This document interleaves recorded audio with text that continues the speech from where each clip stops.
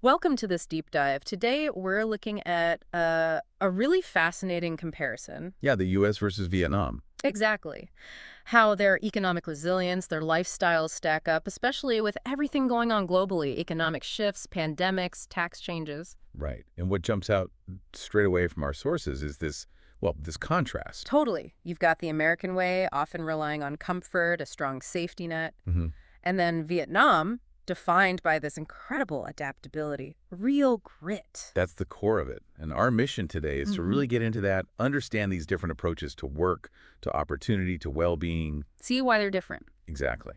And pull out some things that might be useful for you listening, navigating today's world. Might be a few surprises in there. Definitely sounds like it. Okay, so let's start with the U.S. side, this idea of the comfort-driven system. Okay. The sources talk about, relatively high wages compared globally and a pretty big social safety net. Right. Things like minimum wage, unemployment benefits, food assistance, help with health care. Yeah, it's a system built to provide a cushion, basically. It is. And that security is fundamental over there. Mm. But an interesting side effect the sources point to is maybe a bit of reluctance. Reluctance for certain jobs? Yeah, maybe manual labor or jobs that don't pay as much. If government support offers something kind of close, Without the hard graft, yeah, the calculation changes. it can. We definitely saw that or felt that after COVID, didn't we? All those now hiring signs everywhere. Oh, absolutely. Right. Restaurants, retail, small businesses, they were really scrambling for staff. And the sources suggest folks were looking more for remote work or just holding out for better pay. Maybe that immediate pressure wasn't quite as intense for some. That seems to be the idea. And it Huh. connects to this concept, one source called cultural economics in wealthy countries. Okay, what's that? Basically, physical labor gets, well, less valued sometimes, Yeah. and pursuing status or just, comfort can become a bigger driver than just earning the basics. Especially if people think an average income is like $5,000 to $10,000 a month, as mentioned. Right. The urgency to kind of hustle in certain ways might decrease a bit. Okay, stark contrast time. Let's pivot to Vietnam. The sources paint a picture of a place really shaped by tough times, colonialism, war, sanctions. Yeah, decades of it.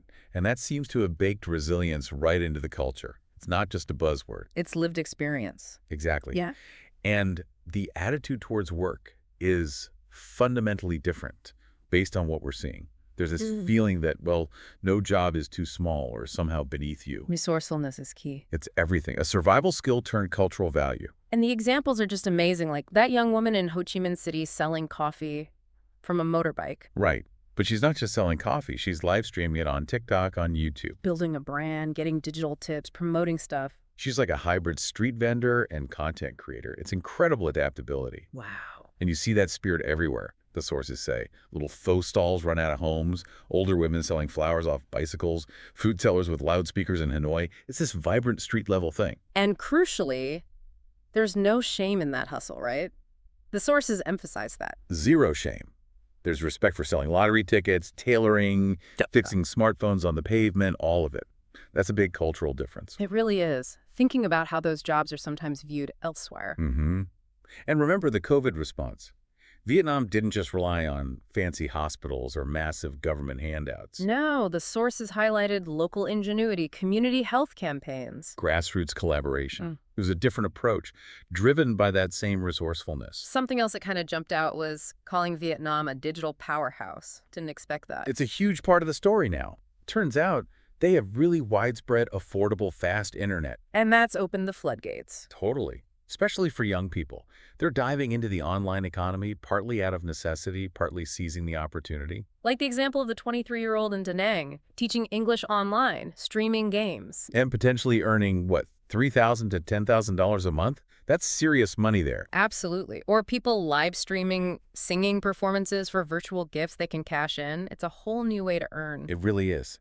And live commerce, selling stuff through platforms like Shopee Live or TikTok Live, is apparently massive in Vietnam. So individuals just with a phone and some personality can make serious sales. Hundreds of thousands of dollars a month, in some cases mentioned.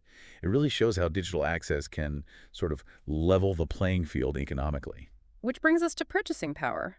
The sources make a really sharp contrast. Yeah, 5,000 US dollars. In a big US city, that might barely cover rent and basics. But in Vietnam, It apparently affords a pretty luxurious lifestyle. They mention things like a three-bedroom apartment in Hanoi for $500 a month. Super cheap food and entertainment, it just completely changes the value of money. fundamentally. Which leads to this other wild idea, becoming a dollar millionaire. Right. What Right. $1 million US means in retirement. Huge difference. For the US, it's good, obviously. Yeah. But maybe not instant, never work again money for everyone, with costs like healthcare rising. But in Vietnam, where the cost of living is maybe only a tenth. That $1 million stretches incredibly far. Plus, you add in the interest rates. Which are much higher there. Yeah, the sources mentioned averages around 10%, sometimes peaking near 15%. Wow. So your savings can actually generate significant passive income? Exactly. Even conservative bank deposits could yield over $100,000 a year on $1 million. Mutual funds reporting even higher returns. So living off the interest without even touching the million. It's becoming a realistic path for expats and for Vietnamese people returning home. Pretty amazing. Beyond the hustle and the digital boom, there's another piece, education. The sources talk about a real hunger for knowledge. Yeah, this seems critical. It fuels that adaptability. You see less inertia maybe compared to the US sometimes about switching careers. So people are willing to take a lower paying job while they learn new skills? That's the picture painted. They're actively getting certifications, upskilling. You hear about packed vocational centers, online courses, coding boot camps. People Wow. investing their own money too, right? Thousands on short programs. Absolutely. Programming, digital marketing, cybersecurity, they're pouring resources into it. And the numbers are big, over 300,000 IT grads a year now. Yeah, with the government goal aiming for 1 million to meet global demand.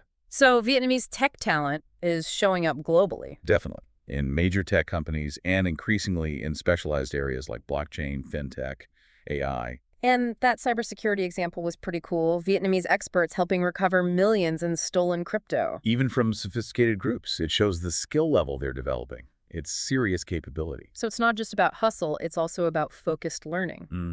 And that value on education runs deep, from families spending huge portions of their income on schooling, both locally and overseas. It's a long-term investment in people. It's quite a story of dynamism, especially when you think about global headwinds like those recent U.S. tariffs. Right, tariffs up to 46% on Vietnamese goods. That could cripple some economies. But Vietnam seems resilient. Incredibly so, according to the sources. Their GDP growth figures stayed strong, even projected to grow faster despite the trade friction. How are they managing that? Seems like a mix of strategies. Shifting exports to other markets, opening new trade channels, and doubling down on digital services and e-commerce. That adaptability again, So- being proactive. Exactly. And it creates this interesting contrast in sort of national mood. How so? Well, while many in the U.S. might feel financial pressure, inflation, job worries, debt, the sources suggest a prevailing sense of optimism in Vietnam. Stemming from that underlying resilience. Likely. That belief in their ability to adapt and find a way through built up over generations. So wrapping this deep dive up, it feels like the American model, the one built on comfort and tech, while powerful. It's not the only game in town. Not at all. Vietnam presents this really compelling alternative path, one built more on maybe courage, creativity, community. Rather than just established systems, we've seen it all, from the motorbike coffee streamer to high-level cyber skills. Yeah, a whole spectrum. Street smarts and book smarts, individual hustle, and national strategy. And the core message seems to be persistence over privilege, making the most of what you have. Absolutely. Which leaves us with a final thought for you, the listener. Yeah. As the world keeps getting more uncertain, maybe unpredictable, are there lessons here?